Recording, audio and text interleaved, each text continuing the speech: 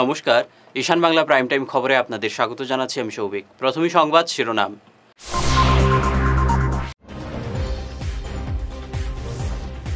ডলুর greenfield এয়ারপোর্টের site clearance অনুমোদন, tweet করে জানালেন মুখ্যমন্ত্রী।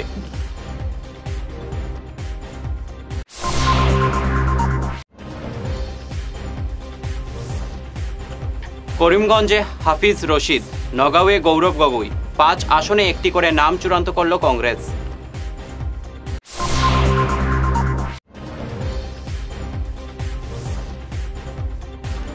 সতেরো ফেব্রুয়ারি কা বিরোধী সমাবেশ গুয়াহাটিতে, ঘোষণা হিরেন গোহাইর।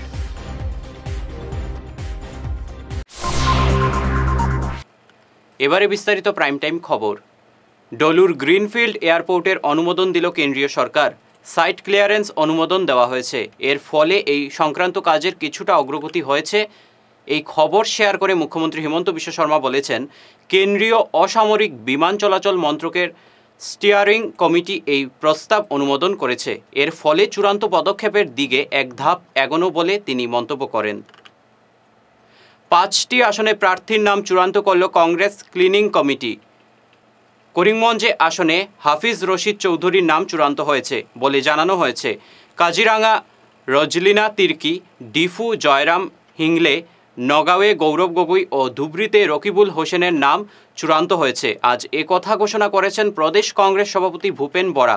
তিনি জানান, প্রার্থীদের কাজ শুরুর নির্দেশ দেওয়া হয়েছে। আগামী 22 ফেব্রুয়ারি চূড়ান্ত তালিকা প্রকাশিত হবে। তৃণমূল কংগ্রেস জানিয়েছে তারা 4টি আসনে তাদের প্রার্থী দেবে। আজ প্রদেশ তৃণমূল সভাপতি রিপুন বরা বলেন, আমরা 4 আসনে লড়তে চাই। তার দলের প্রার্থীরা নির্বাচনে লড়ার জন্য প্রস্তুত বলে তিনি দাবি করেন। আগামী 17 ফেব্রুয়ারি গুয়াহাটিতে আয়োজিত হচ্ছে কা বিরোধী সমাবেশ। এ কথা জানিয়ে বিশিষ্ট বুদ্ধিজীবী হিরেন গোহাই বলেন, এদিনের সমাবেশ কা বিরোধী বিভিন্ন সংগঠনের প্রতিনিধিরা সমবেত হবেন। সরকার ফের কা কার্যকর করার উদ্যোগ নিচ্ছে, প্রতিবাদী আন্দোলন জোরদার করা হবে বলে তিনি জানান। এই ইস্যুতে অগপর স্থিতি কী হতে পারে এ নিয়ে তিনি স্পষ্টীকরণ দাবি করেন। প্রসঙ্গত, কেন্দ্রীয় স্বরাষ্ট্রমন্ত্রী অমিত শাহ বলেছেন, লোকসভা নির্বাচনের আগেই কা বা নাগরিকত্ব সংশোধনী আইন কার্যকর হবে। এই সমাবেশত কেইবাশ মানুহ চামিল হ'ব লাগে। এইখন জনসভা নহয়, প্ৰতিনিধিমূলক সভা, তথাপি তাত কেইবাশ মানুহ আহিব। এইকাৰণে যে কা বিৰোধী আন্দোলনৰ এটা মানে যিটো সামূহিক শক্তি, সেইটো প্ৰদৰ্শন কৰিবৰ কাৰণে আমাৰ প্ৰতিনিধিসকল ইয়াত থাকিব। বিভিন্ন দলৰ প্ৰতিনিধি বা তেওঁলোকৰ কৰ্মী আমাৰ এই সভাত উপস্থিত থাকিব। আৰু নিৰ্বাচনৰ পিছতো যাতে কা বিৰোধী আমাৰ যিটো আন্দোলন সেইটো চলি থাকে, অসমীয়া মানুহে, অসমৰ মানুহে ন্যায় নোপোৱালৈকে, সেইটো আমাৰ সংকল্প জনাই দিবৰ কাৰণে। কা আইনখন কিছুমান মানুহে কেৱল অসমৰ কাৰণে বিপদ বুলি ধৰি লৈছে। সেইটো ঠিক কথা যে আমাৰ কাৰণে, আমাৰ জাতিটোৰ অস্তিত্বৰ কাৰণে বিপদ সৃষ্টি কৰিব। এবারে বিরতি থাকছে, আর অন্যান্য খবর সঙ্গে থাকুন। তোর মেয়ের পরীক্ষা তো শেষের দিকে, এবার কি করাবি ভাবছিস?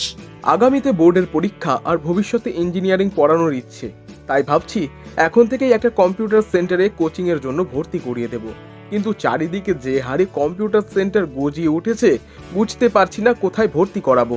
ন্যাশনাল হাইওয়ে শিলচর 5-এ উইকেয়ার কম্পিউটার কোচিং ইনস্টিটিউট আছে তো, যেখানে জাতীয় ও আন্তর্জাতিক স্তরের লেখক সঞ্জীব সেন নিজে যত্ন সহকারে ছাত্রছাত্রীদের গাইড করে থাকেন। এখানে সেবা ও সিবিএসসি বোর্ডের ক্লাস 8 থেকে ক্লাস 10 এবং আসাম বোর্ডের 11 এবং 12 এর সাথে সাথে ইঞ্জিনিয়ারিং পড়ার জন্য ক্লাস 8 থেকেই ছাত্রছাত্রীদের তৈরি করে দেওয়া হয়। ওখানে পরীক্ষা এবং সার্টিফিকেটের ব্যবস্থাও আছে। তাই নাকি? কিন্তু যোগাযোগ করব কিভাবে? আমার ছেলেকে তো ভর্তি করিয়েই আসলাম। তোর মেয়েকে ভর্তি করতে আজই কল করিস 9387401842 এই নম্বরে। প্রাকৃতিক চিকিৎসা পদ্ধতি এবং অত্যাধুনিক চুম্বক চিকিৎসা পদ্ধতির মাধ্যমে ঔষধ ছাড়াই শরীরের বিভিন্ন রোগের চিকিৎসা করা যায়, বিশেষ করে বাত ব্যথা, কোমর ব্যথা, ঘাড়ের এবং মেরুদণ্ডের ব্যথা, হাঁটুর ব্যথা, নার্ভের রোগ, সায়াটিকা, প্যারালাইসিস ইত্যাদির চিকিৎসার জন্য যোগাযোগ করুন energy healing centre, Ismail market, central road, Silchar. Chief consultant doctor M Shantikumar Singh, lifestyle medicines consultant, Harvard school of medicines, USA certified. এছাড়াও ডিটক্সিফিকেশন মানে শরীরে জমা হয়ে থাকা বিভিন্ন বিষাক্ত বর্জ্য পদার্থ, টক্সিনগুলো শরীর থেকে বের করে সুস্থ এবং নিরোগ হয়ে জীবনযাপন করার জন্য প্রাকৃতিক চিকিৎসা পদ্ধতির steam bath, hot water immersion bath, mud bath, therapeutic massage, acupressure, chiropractic, Panchakarma এবং শিরোধারা ইত্যাদির সুযোগ নিন। এই প্রিভেন্টিভ হেলথ কেয়ার চিকিৎসা সেবাটির সুযোগ নিন। তাই আজই আসুন energy healing centre, Rangpur part 2, Lakshmipur road, Silchar 9। যোগাযোগ করুন 9706554286 এবং 9395732456। ভিজিটিং আওয়ার্স সকাল 11টা থেকে দুপুর 1টা পর্যন্ত। অগ্রিম বুকিং প্রয়োজন। ভাইটাস ফর্মুলেশনের সৌজন্যে মাছ চাষের এক যুগান্তকারী পদক্ষেপ। মাছের ফিশারিতে গ্যাস না হওয়ার জন্য ব্যবহার করুন জিওজেন। জল পরিষ্কার করে পিএইচ ব্যালেন্স নিয়ন্ত্রণ রাখে। মাছের দ্রুত বৃদ্ধির জন্য ব্যবহার করুন ফিশ গ্রো। মাছের হজম শক্তি ও সৌন্দর্য এবং ওজন বৃদ্ধির জন্য ব্যবহার করুন ডিজিটাল। মাছ যাতে অক্সিজেনের অভাবের জন্য জলে না ভাসে তার জন্য ব্যবহার করুন অক্সিপিল ট্যাবলেট। মাছের চর্মরোগ ও মাছ লাল হয়ে যাওয়া রোগ প্রতিরোধের জন্য ব্যবহার করুন আয়োডোলিন। গরুর দুধ বৃদ্ধির ও ক্যালসিয়ামের জন্য ব্যবহার করুন কেলডিপ্লেক্স গোল্ড। গরু, ছাগল, মুরগি ইত্যাদি পশুর লিভার সঠিকভাবে কাজ করার জন্য ব্যবহার করুন লিভোটক্সিন। ডিলারশিপ নেওয়ার জন্য ও বিশদ বিবরণ জানার জন্য যোগাযোগ করুন এই নম্বরে 6000927476 69018043006। Hair wig house and Loknath gents parlour, Cachar market, NS Avenue, near Indasin Bank, ground floor, shop number 8। এখানে বিভিন্ন ব্র্যান্ডের হেয়ার উইক পাওয়া যায়।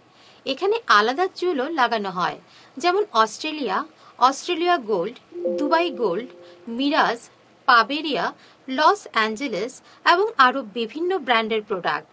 এই সুবিধে মহিলা এবং পুরুষের উভয়ের জন্য রয়েছে। সব ব্র্যান্ডের হেয়ার উইকের উপর রয়েছে 50% ছাড়। মিনিমাম প্রাইস 2999 থেকে। তার সঙ্গে আপনারা পেয়ে যাচ্ছেন hair cutting, shaving, facial, hair spa, hair কালারের সুবিধে। মেয়েদের নাক এবং কান গাঁথানোরও ব্যবস্থা রয়েছে।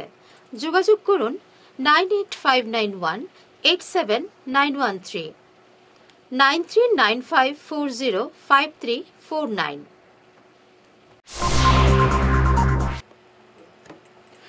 ফিরে এলাম ঈশান বাংলা খবরে।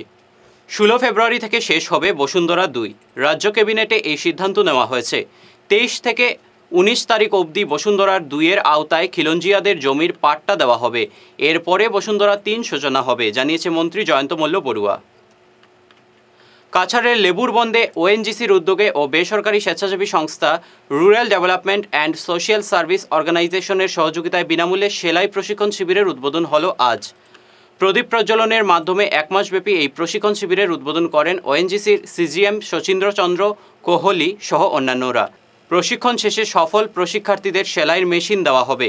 এছাড়াও PNB RCT কাছাড় প্রদত্ত বিনামূল্যে এন্টারপ্রেনারশিপ প্রোগ্রামের অধীনে প্রশিক্ষণ ও ঋণের ব্যবস্থা রয়েছে।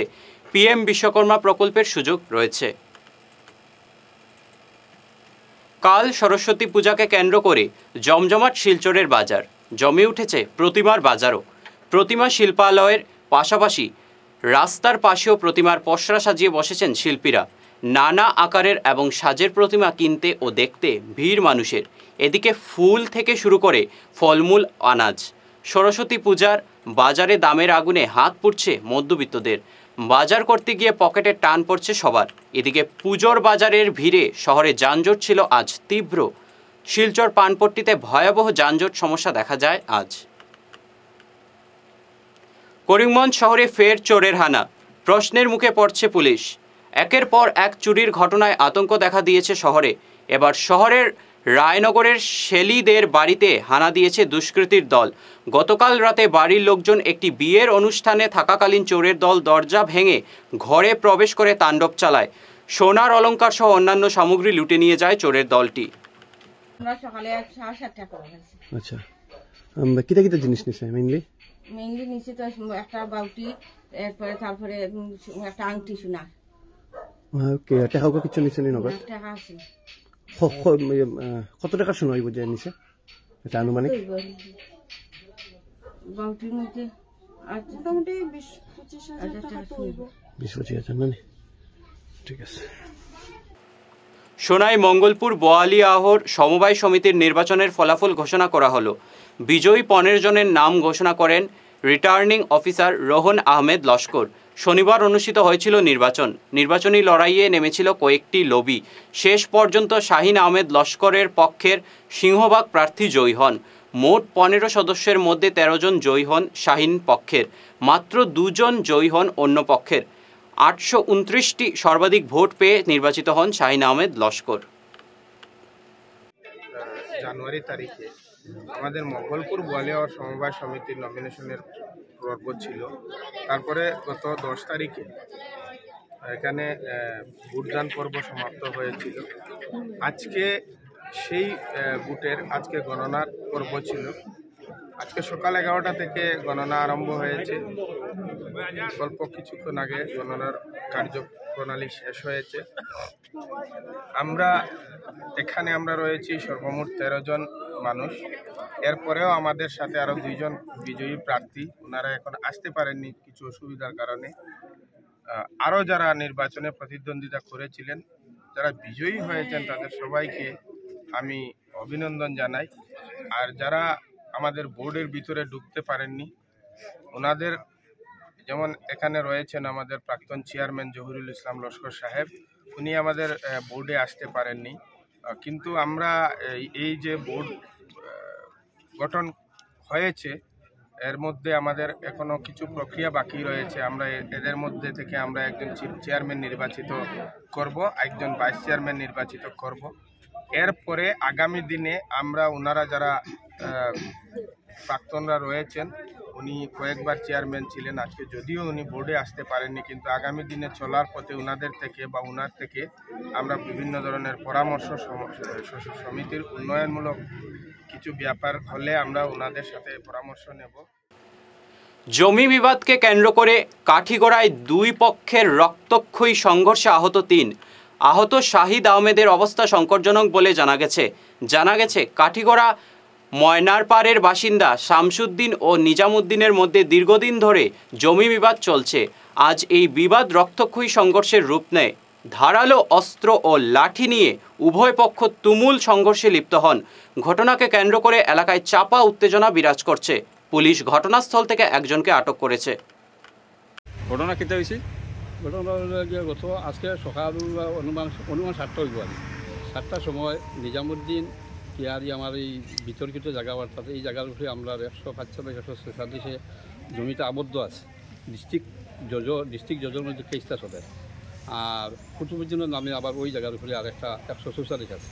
ওই বিতর্কিত জায়গার উপরে গিয়া হারিয়া মানে দখল নিবার চেষ্টা করে গিয়া হারিয়া নানান জায়গায়। তখন আমরা সেদে শহীদ আহমেদ এই বাড়িদার রাস্তা দিয়ে যাইছি আসলে, তখন গিয়ে তার নিষেধ করা করে বলছে তুমি এটা করো কেন। তখন দাদি একটা সেদ মারছে আমার ছেলে।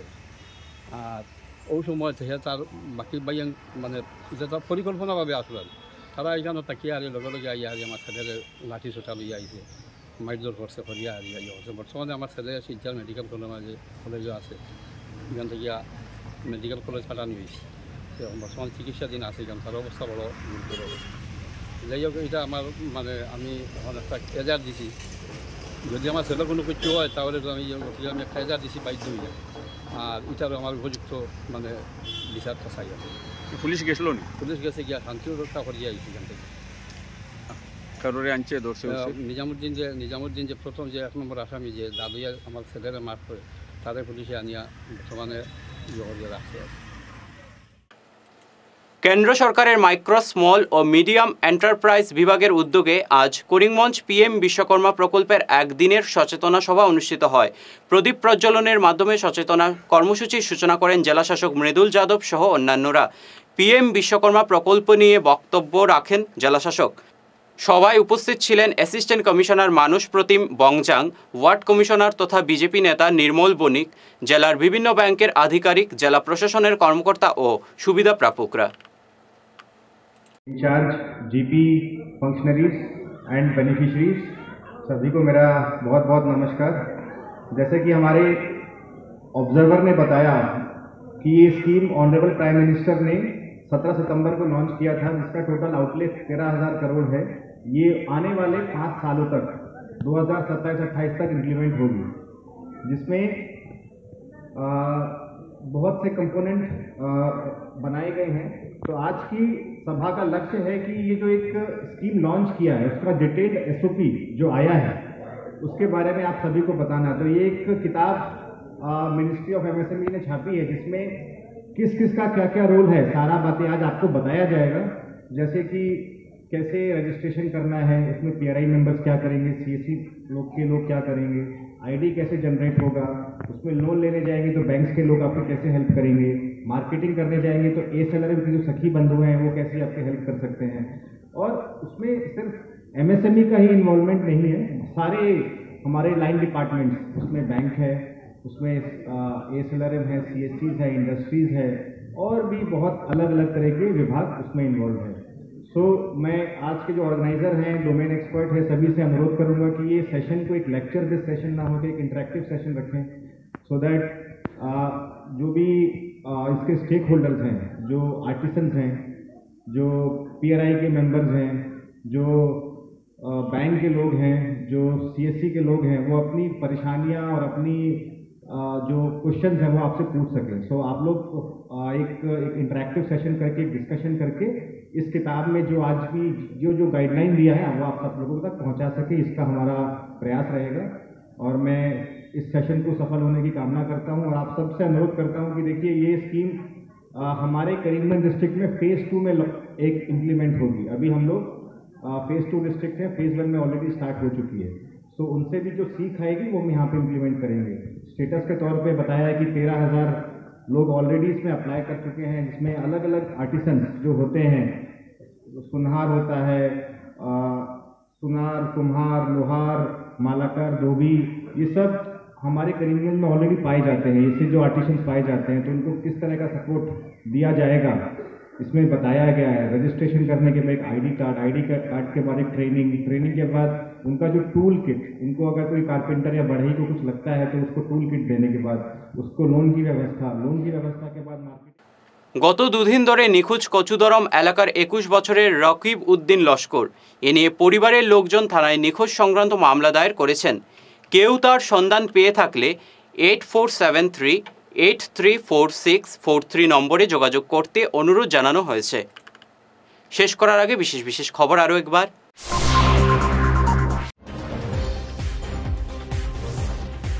ডলুর গ্রিনফিল্ড এয়ারপোর্টের সাইট ক্লিয়ারেন্স অনুমোদন, টুইট করে জানালেন মুখ্যমন্ত্রী।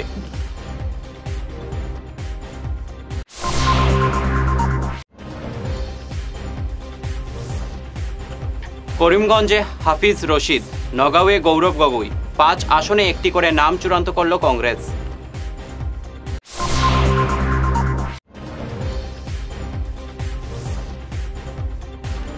সতেরো ফেব্রুয়ারি কা বিরোধী সমাবেশ গুয়াহাটিতে, ঘোষণা হিরেন গোহাইর।